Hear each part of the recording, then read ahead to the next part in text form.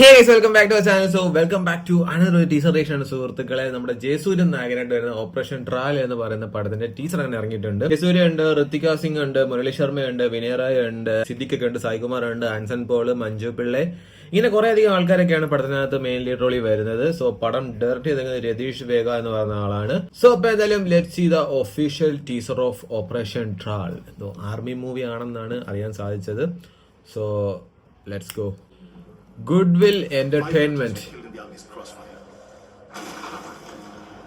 Joby Jor Tadaktil. We need names. I think you're dealing with a terrorist.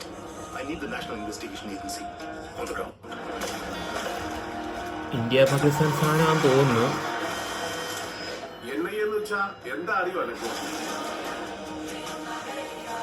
ஆர்மினா நிறைய rules and regulations. LOC தாண்டி அவனை தூக்கணும்னு வேற இருக்கு. Sketch போடுங்க சார். எல்ஓசி தாண்டி உள்ள பூந்து அவனை தூக்கலாம். NIA has no limitations.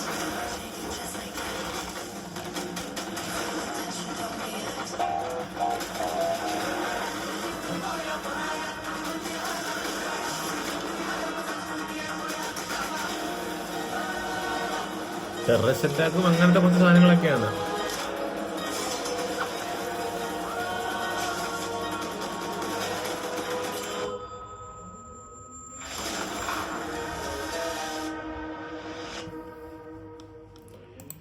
ഡിസംബറിലാണ് ഇറങ്ങുന്നത്.